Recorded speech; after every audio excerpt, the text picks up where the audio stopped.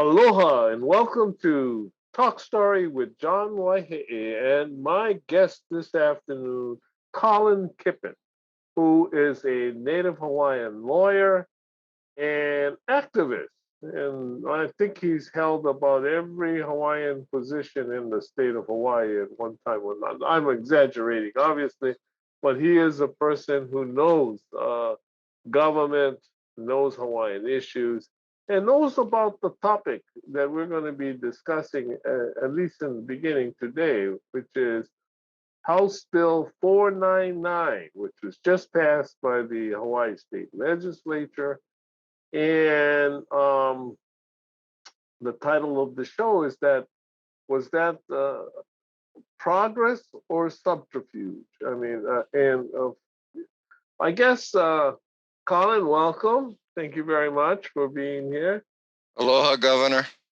For a lot of Hawaiians, Native Hawaiians, and people that are in Hawaii who are concerned about things about land and the environment and so forth, this is a very controversial measure because it deals with the use of government lands. So I thought we'd start off by, well, tell us what the bill does or says, uh, Colin, so that Well, our listeners can get a handle on it.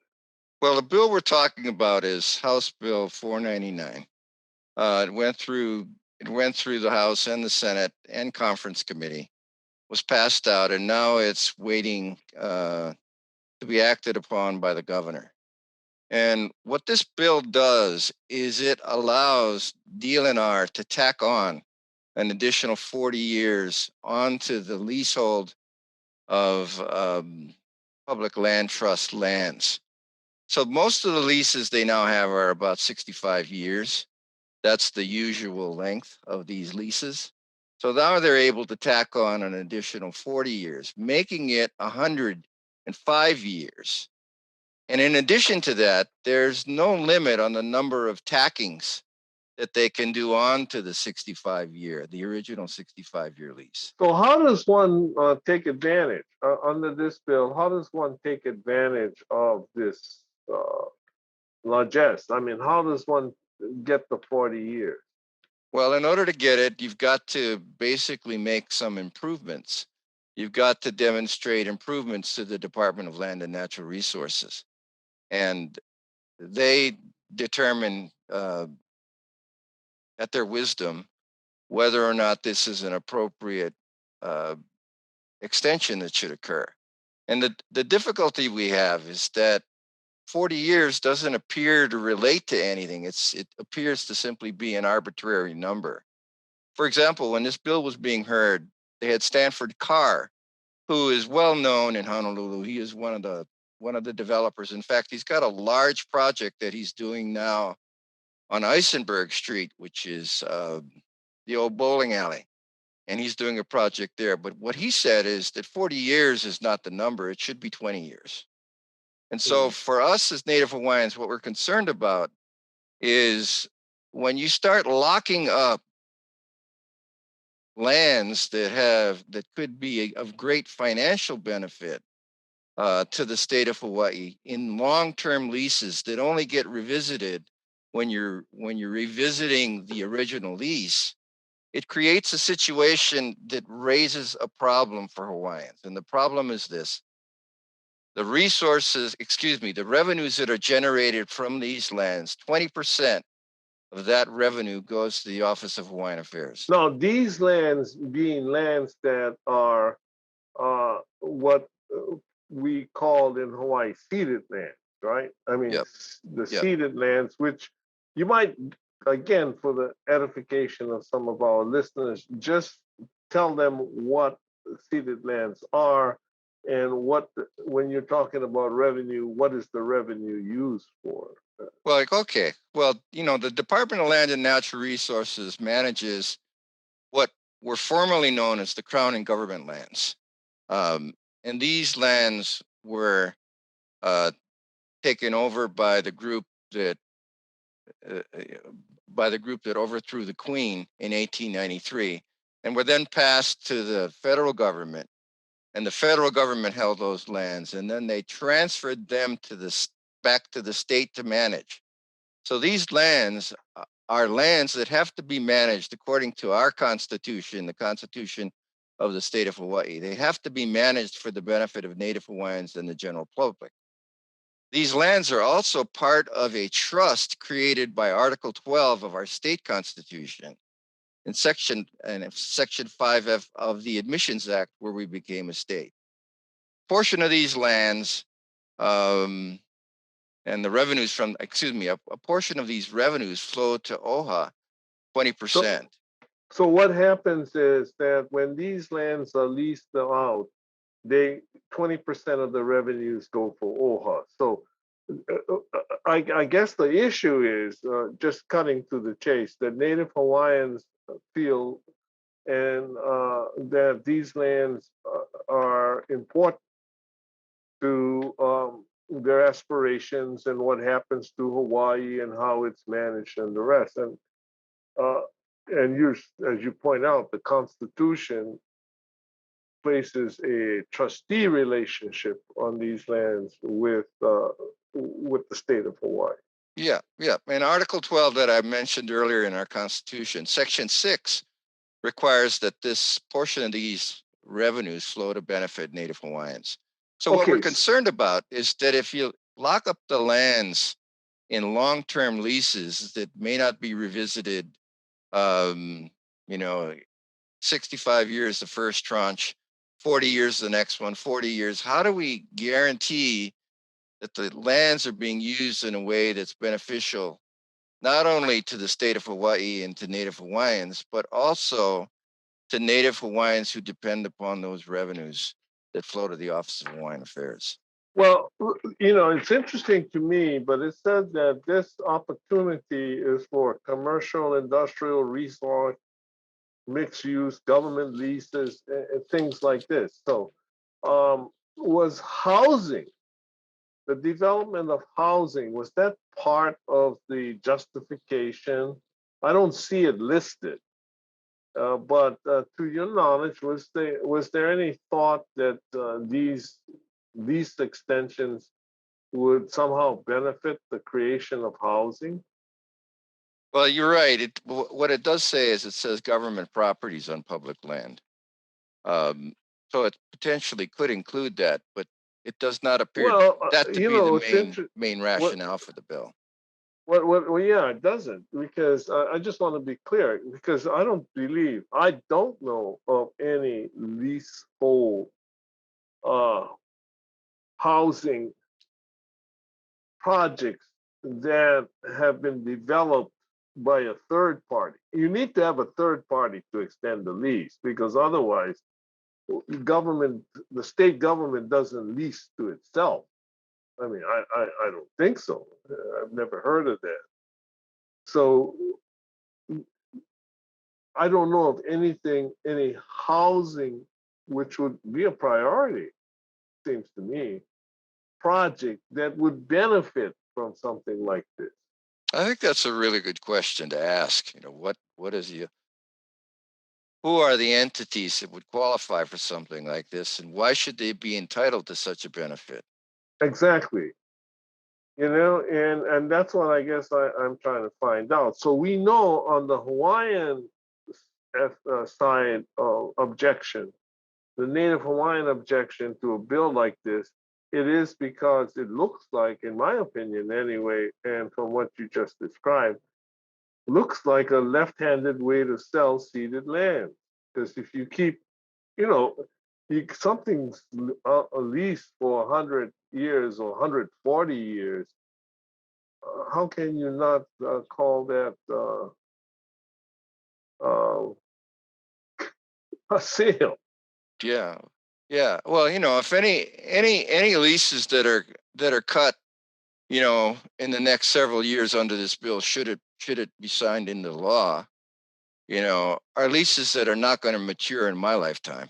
I won't be here, and I'm hopeful that my adult children will be here, but they may not be. So when you start thinking about land in Hawaii, aina which is so important to us. I mean, it has a much deeper meaning than just real estate, right? It's something we value as a person, as part of us. I mean, it's part of our identity. It's part of how we view the world.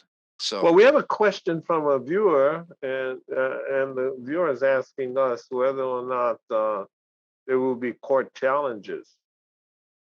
well, You in some of the testimony with, that was presented, it was inferred that there could be a challenge to something like this. they're challenging the constitutionality of the. Yeah, Well, what I'm trying to do is, okay, we know that the ceded land issue is very important to the Native Hawaiian community.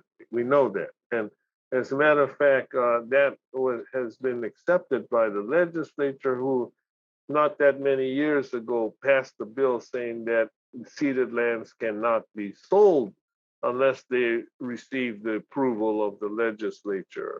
I think what 2/3, some extraordinary vote, two-thirds, and two-thirds of both houses, of both houses. So you know you two-thirds of can't both do. houses. Yep. And each successive executive have committed, as a matter of fact, uh, to not sell any ceded lands, period. So the importance of what these lands are have been clearly established as a matter of public policy. So this Right. would be a way of overcoming some of that, by extension, by 40 up to 40-year extension. So what I'm trying to figure out is what would be the countervailing public purpose that a law like this possibly uh, achieves. It's not, obviously it's not for housing. So what, who benefits from this?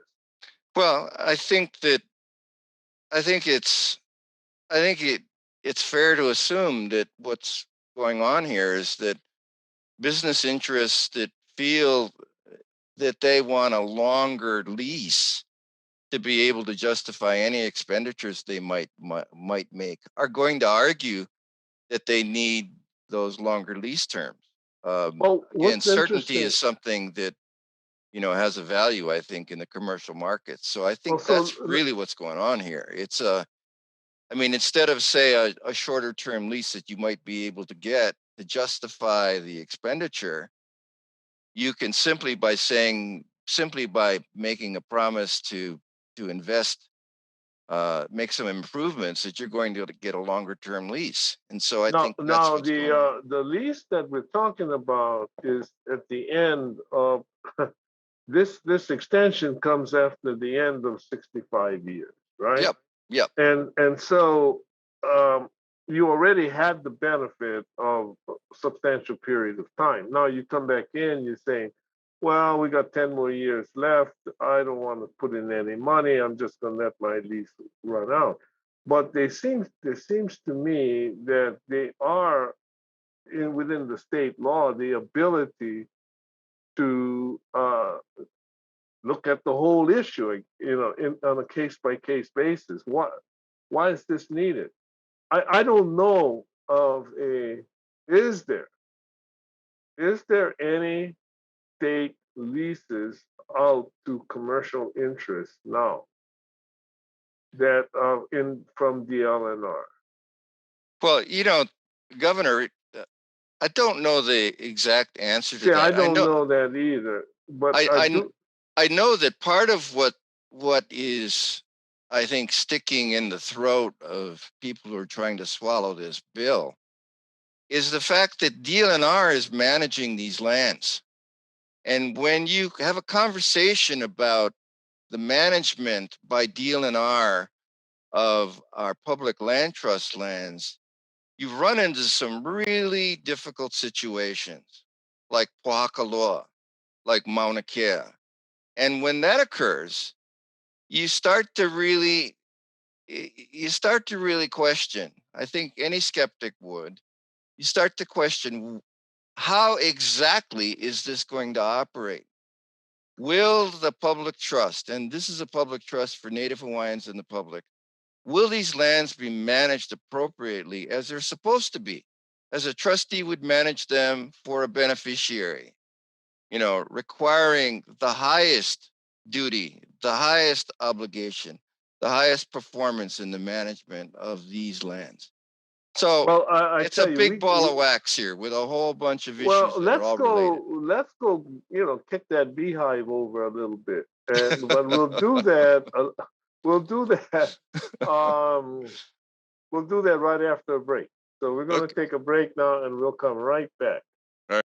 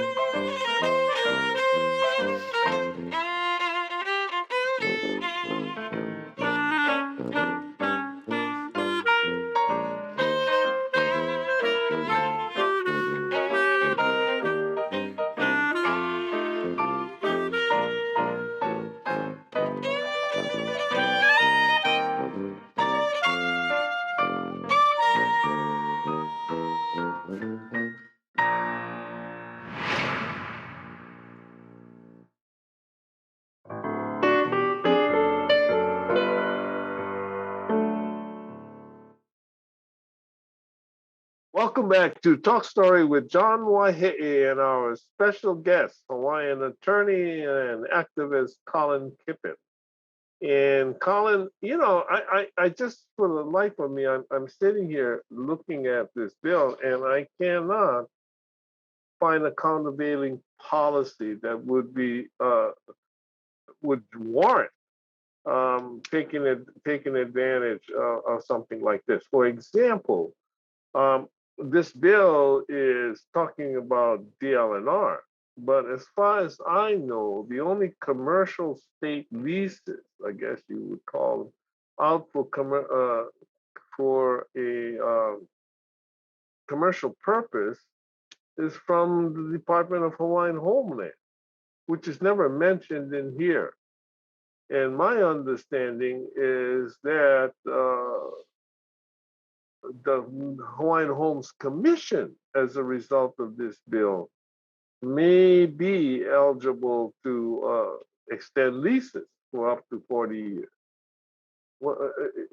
What would that mean to an agency that has a 28,000 applicant waiting list? I mean, how do we put all these pieces together? I'm sure you're not in favor of the bill, but if you could just speculate with me, what was somebody trying to do? I think the bill was being pushed by private interests who wanted long-term leases. That's what I think this is about. I think this is a bill that's being proffered by lessees, not the state as a lessor. It's people who are leasing from the state who want But longer where would you leases. where would you find that? I mean, what like someplace like Sand Island? So if you take these leases, these commercial leases, that Sand Island, I think, or even the Department of Transportation there, I'm not sure that they can just circle back into this. But One of the things I had a question. I had a similar question. And so I looked up um, just before this call, DLNR, and they had an article that was on the DLNR website. And what it basically said was, so the question I asked was, how many general leases do they have? And the answer that I got, and this was old data, I think it was 2018 data, but it said they had 631 general leases that generated about $17 million in base rent annually. Most of these leases were fixed rent leases, where when the lease was negotiated, it would be for a fixed amount over a standard duration of time. There's a small percentage of the leases that are based on the lessee's revenues. I don't know to what extent um, those private entities that wanted longer terms were into entities that just had a base rent formula or entities that had a percentage rate formula. But it seems to me it would be of great advantage to somebody to have a base rent formula, especially if you anticipate that you're going to be generating more revenue over a longer duration. Well, I think that, the state has leases and their leases. I mean, they're different kinds. So you have leases like that are obvious profit making, that whose business it is to do whatever it is that they're doing. And you have other leases who may be more lifestyle type leases, agricultural and long term um, farmers, cattle farmers. I mean, there may be people in that 600 list who are, for reasons other than economic, have the lease. But if we were going to, because I clearly remember times in the past when they would put out agricultural leases, for example, to bid, and some gentleman farmer would come in and say, you know what, I'm going to raise two horses. Let me take this over and I'll have a great. And somebody who was actually raising produce got displaced. But if the public policy of this, it seems to me that if the public policy of this bill was to help those kinds of people, that type of situation, it could have been much better drafted specifically for that type of instance. But what it does is you don't know who's going to get the carrot. Yeah. This thing is there and it's out there and it's out there. You don't know who's going to get the carrot. You're not even sure that they should be getting it. But now we have this bill. I mean, what am I lost in this in the ticket someplace, or is this something that would concern you? Well, I think there are just a whole bunch of questions raised, right? One of the big questions was that they passed a bill similar to this, and it was in 2018. And what the bill was about was it was for Hilo, um, and the idea was that this was supposed to be a demonstration project, and they were going to use it to determine whether or not, and it included Banyan Drive and areas like that, which they uh, needed to be improved, and they wanted longer term leases. So they did this demonstration bill. But what's really interesting is that that demonstration bill has not completed its demonstration. And in fact, in that bill that they passed in 2018, they basically said, this is Act 149. They basically said that they wanted it analyzed, because if it was going to be some kind of a model for future legislation, they wanted to know how the thing worked. Well, they're not waiting around to find out if it doesn't work. They're actually just selling forth now, and they got another bill 3 years later. And Okay, that's a so problem too, which is this bill. right, so you got this is for commercial, industrial, resort, mixed use, and I guess the Hilo example was resort and the mixed use thing, but it also says this. I really like this one, or government leases, or government leases. Now, as far as I know, the state of Hawaii doesn't lease itself land. I mean, one of the problems we had with isolating out what was due to the Office of Hawaiian Affairs for their pro rata share of revenues was the fact that a school might be built on lands and so forth, and nothing was charged. So the point I'm getting to is that the only government use leases that are out there that I know of are to the federal government at places like Puhakaloa, Makua Valley, and Barking Sands in Kauai. So my question would be, is this a bill to extend those leases without going through the normal procedure? What's your thought on that? Is that something that we ought to Well, be concerned about, if or it is it if it were specifically not included and your intention was not to include it, you would have put that in the bill. like they did with the University of Hawaii, Yes, they which did. In appears to fact, they be, did. In chapter 1 of this, and I'm looking at it right now, they exempt the University of Hawaii. yeah, because it seems to be that a monarchia provision, you know. Right. But even that, all they would have to do is take the lease away from the monarchia, from the University of Hawaii, and it would fall under this jurisdiction as long as it didn't go back to the University of Hawaii. Right. Right. So I well, let me ask you another question from the viewer who seems to be really interested in Office of Hawaiian Affairs getting its 20% revenue share. And he says, what's the game plan for Native Hawaiians to get their rightful pro rata share of ceded lands revenue? We got a game plan? The game plan really has been for years to just to make sure that those funds are accounted for.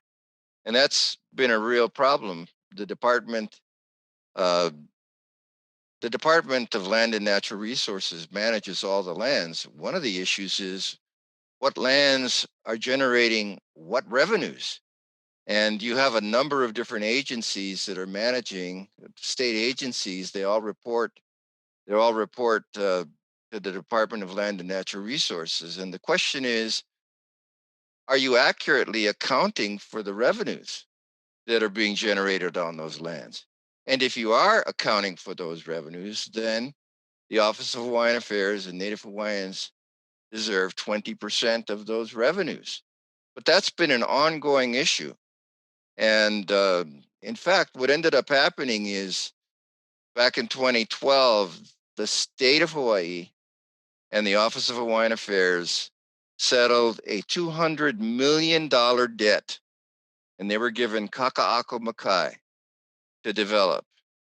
And what's occurred is that in the assessments that were done, in the due diligence that was done, they assumed that residential use on those properties, and this is property right on Ala Moana Boulevard. It's literally right across the street from 400-foot towers in Kaka'ako Mauka. And so in Kaka'ako Makai, the Office of Hawaiian Affairs got this acreage, which was supposed to be valued at $200 million. In any event, the $200 million assumed residential use. The Office of Hawaiian Affairs has been trying to develop it, and all kinds of uses are available, but not residential use. And In so the other words, office, the most valuable part. Well, so you made let me break that down for you real quick. You made a deal. You thought you had something that was compensated, equally compensated you, the Office of Hawaiian Affairs for whatever was lost, and it turned and at the in the final analysis, that was taken away. So it was kind of a shell well, it game. wasn't, it, again, it was assumed by the parties that that would be added at a later date. In fact, in the reports where the legislature approved this deal, there's a committee report. The Senate Judiciary Committee basically said as much, that it was assumed that these properties that the residential was going to be afforded. And so the office now, again, the question, the caller's question was, what is your plan? Well, we have a piece of property there that we want to be able to provide housing for people. We want to be able to do mixed commercial. We want to be able to develop it as in ways that I think only the Office of Hawaiian Affairs can develop. We have a special relationship to the area. It used to be a fishing village, and then it was an area where Hawaiians congregated after they filled it. They dredged the harbor and they put all the fill there, did away with the fish ponds, with the wetlands and the fish ponds that were there. And then a shanty was built. The shanties were built there. Hawaiians who were displaced began moving there, and then they were moved out again. And so Hawaiians are now back in Well, Kaka'ako, and I we hope want to be in so. Kaka'ako, Macau. Unfortunately, we have just run out of time. So I think that one of the relationships that occurred to me is the fact that that settlement was also a kind of a trust me settlement, or trust the government settlement. And for me, at least, and it appears from what you're saying today, that House Bill 499 appears to be another one of those trust me government bills. So we'll see what the governor eventually does this, um, and the like. So thank you so much, Colin, for being with us this afternoon and talking about this bill. And for all the listeners out there, we are in the middle of a fundraising drive for ThinkTech Hawaii, and we could use your support. And if you can, please help us all. So aloha until our next talk story with John Waihee. Aloha.